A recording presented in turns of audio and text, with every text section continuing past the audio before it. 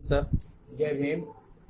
Sir, आज छत्रपति साहू जी महाराज का महापरिनिर्वाण दिवस है। जी। हमारे बहुजन समाज के लिए आरक्षण के जनक,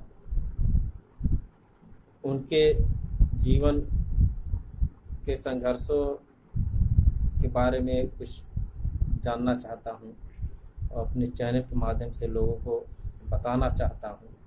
इसके बारे में बताइए सर। आज आरक्षण के जनक छत्रपति साहू जी महाराज की पुण्यतिथि है। 26 जून 1874 को वो पैदा हुए थे और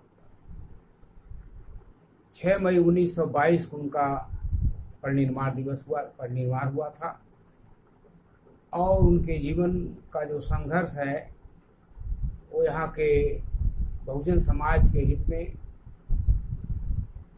उन्होंने पूरा समय लगाया। उनको प्रेरणा महात्मा ज्योतिराव फूले से मिली, जहाँ अपने शासन में जो इस देश की आवाम थी, दबा कुचला समाज था, और जब उन्होंने महसूस किया तो अपने राज्य में उन्होंने आरक्षण का प्रावधान किया। 50% आरक्षण का प्रावधान किया। तो आज ऐसे मौके पर छत्रपति साहू जी महाराज के प्रति हमारी सच्ची श्रद्धांजलि यही होगी। और मैं आवाम से कहना चाहता हूँ कि छत्रपति साहू जी महाराज का योगदान न रहा होता, बाबा साहेब डॉक्टर बी.आर. अम्बेडकर को वजीफा दे करके विदेश से पढ़ने के लिए न भेजते तो बाबा साहब इतना विद्वान न बन पाते। जब विद्वान न बन पाते तो देश का संविधान बनाते। देश का संविधान न बनाते तो हमें आपको अधिकार नहीं मिलता। आज जो संवैधानिक अधिकार है जो मिला हुआ है, सही माने में बाबा साहब का संविधान आज़ादी के लगभग 72 साल से ऊपर होने के बावजूद भी बाबा साहब का संविधान पूर्ण पे लागू नहीं है।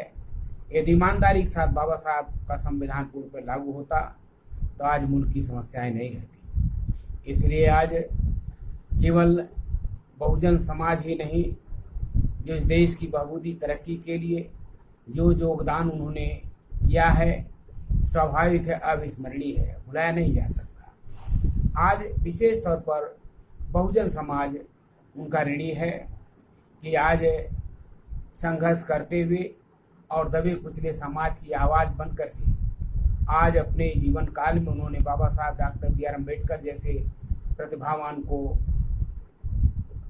पैदा किया, सहयोग दे करके जिन्हें संविधान बनाने का मौका मिला। इसलिए आज ऐसे मौके पर हम कहना चाहते हैं कि सही माने में जब तक संविधान पूर्ण पे लागू नहीं होगा तब तक जो है देश की समस्याओं का समाधान नहीं हो सकता है।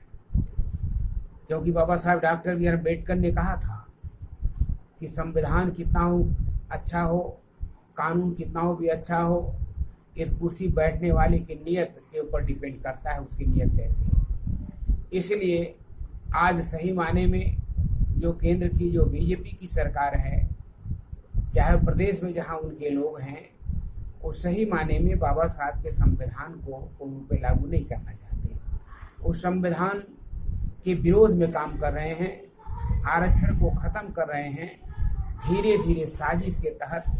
इसलिए मैं ऐसे मौके पर कहना चाहता हूँ जो SC, ST, OBC के लोगों से, ऐ देश के मूल निवासियों, आप सजग हो जाओ, नहीं तो आने वाला इतिहास, आने वाली औलादें हमें माफ को नहीं करेंगी। हमें अपने इतिहास के प्रति जागरूक रहना होगा, अपने इतिहास को जानना होगा। क्योंकि बाबा साहब डॉक्टर बी.आर. अम्बेडकर ने कहा था कि जिस समाज के लोग, जिस कौम के लोग अपने इतिहास को नहीं जानते वो नया इतिहास नहीं बना सकते।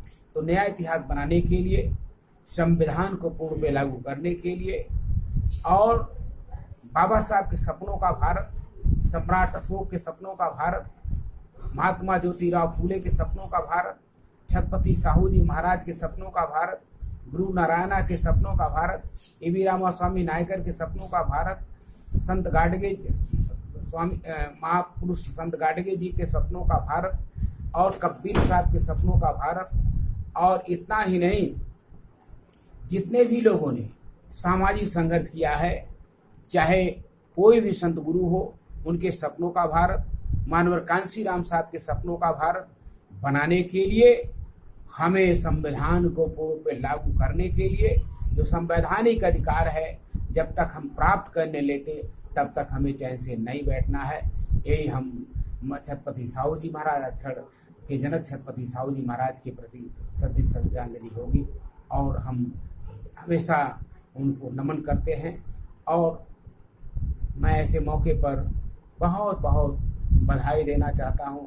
अपने समाज के लोग तमाम जगह पूरे देश में छत्रपति साहू जी महाराज को याद कर रहे हैं, उनके प्रति आभार व्यक्त कर रहे हैं, और मैं उनके छत्रपति साहू जी महाराज से बाबा साहब मानव काशी राम जी और ए.वी. रामास्वामी नायकर पेरियर, गुरु नारायण स्वामी और सारे संतों गुरुओं के, कबीर साहब, संत शिव रविदास जी, जितने भी महापुरुष हुए हैं, संत गुरु हुए हैं, उनके चरणों में पुष्प अर्पित करते हुए, और ऐसे मौके पर मैं अपनी वाणी को विराम देना चाहता हूँ। जय जय।